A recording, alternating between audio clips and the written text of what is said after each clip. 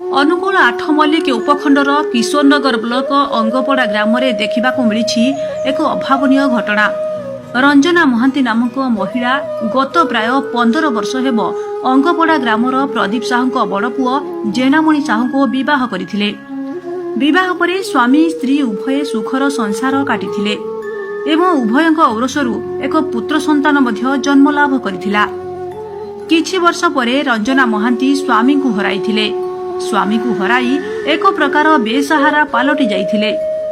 घटनाक्रमे एमिति हेला जे पुनश्च 2 वर्ष तले एकमात्र पुत्र को मध्य हराइथिले।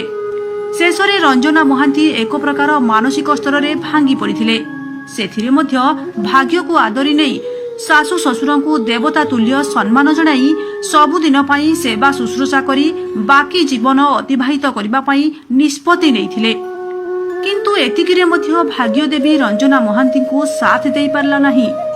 सेबेठारु अभागिनी अबला रंजना उपरे आरंभ हैला सासु ससुरंक अकथनीय निर्यातना और शारीरिक जंत्रणा।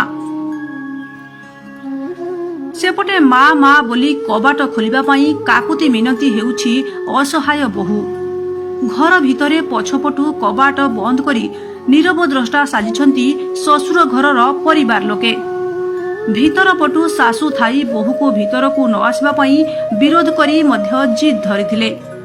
एहा सह भीतर पटु कबाट खोलु नथिले।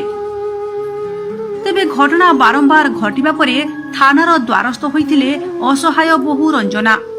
किंतु थानारू मध्य कोनोसी प्रकार न्याय पाइबा परिवर्ते निजकु समाजसेवी बोलाउथिबा अंगपड़ा ग्रामर जनेक महिलांक हस्तक्षेप जोगु पुलिस प्रशासन मध्य नीरव द्रष्टा साजी चुप होई बसी रहिछि बोली रंजना गणमाध्यम को अति काकुति मिनती होई निजर प्रतिक्रिया देइथिले।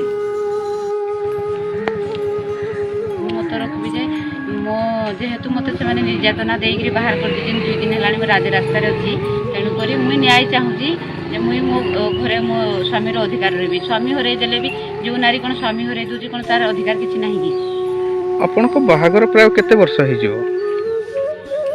प्राय 12 वर्ष 13 वर्ष हो।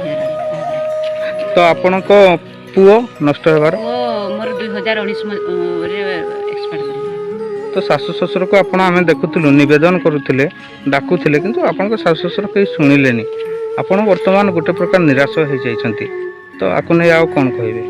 आउ कोन कहबी मु तो जेहेतु तांको एते काकुति मिनती हैला परे से मोर कथा सुनिलेनी। आउ जेहेतु तांकर पुओ माने सब बड़ बड़ चाकरी बाकरी करिसंती से मानकर टंका पैसा अछि किंतु मोर तो हि सब जिंस नाही। तेनु करी मु आईन रो आश्रय नेबा छडा किछि नाही। आईन मते खाली आमे सुनिबारे आपण आईन रो आश्रय नैथिले थाना को जाइथिले। तो थाना बाबू केते आपण को सुनिथिले कथा? मो कथा टोटाली शुणी नथिले। मुई प्रथम रविवार दिन जेतेबे मीटिंग सला तापरे से मु जो जाईथिली गला परे भी मते से माने टोटाली जो आईसी कोंतु से मते बसेबा छडा किछि नै।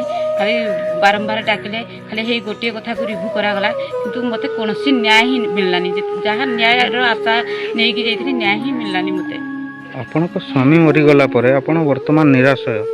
तो आगो को कोन चिंता करिसंती? काहर आश्रय नेबा पई चिंता करिसंती? मु भगवान को हाथ टेक देछि से जहा न्याय रो आश्रय नै जी।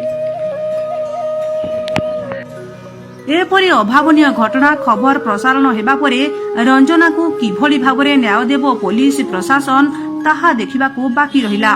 किशोरनगरु अनिल कुमार धळଙ୍କ रिपोर्ट फोकस प्लस।